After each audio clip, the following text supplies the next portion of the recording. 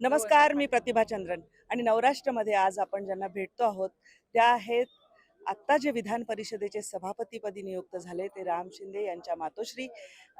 आई, लेकाला तुम्ही पाहिलं असेल राजकारणामध्ये, राजकारणाचा प्रवास पाहिला, आज इथे मोठ्या पदावरती सभापती झाले. काय तुमची भावना आहे? आनंद झाला. लय बरं वाटलं. एवढंच येतं मला, लिहायला येत नाही काय.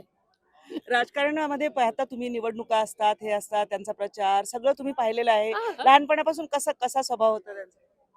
लय टापड. बरं. मग सोपा नव्हता. हा.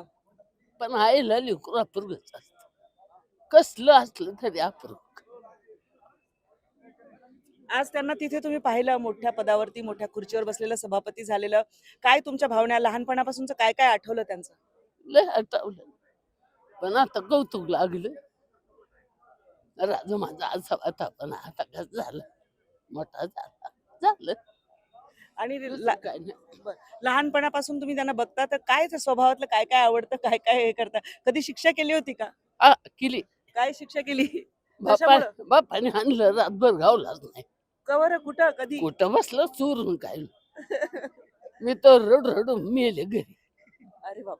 मग काय, हा. पोरग कुठं लावलं तोच आणलं. मग आणि काय, तुम्हाला तुम्हाला राजकारणामधले कोण कोण आवडतात, कोणते कोणते नेते आवडतात?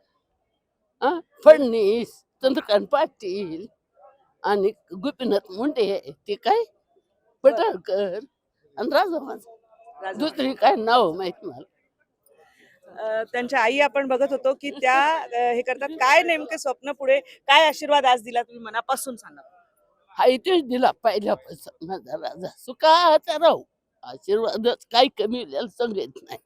कुठल्याही आईसाठी ही एक अतिशय अभिमानाची गोष्ट असते की त्यांचा मुलगा या पदावर पोहोचतो. आणि आपण बघितलं की त्यांनी सांगितलं मनापासून त्यांनी आपल्या मुलाला जे आशीर्वाद दिले, आज त्यांना बघताना तिथे निवडून आलेलं बघताना खूप त्यांना आनंद झालेला आपण बघितला. कॅमेरामन विनोद इंगोलेसह प्रतिभा चंद्रन, नवराष्ट्र, नागपूर.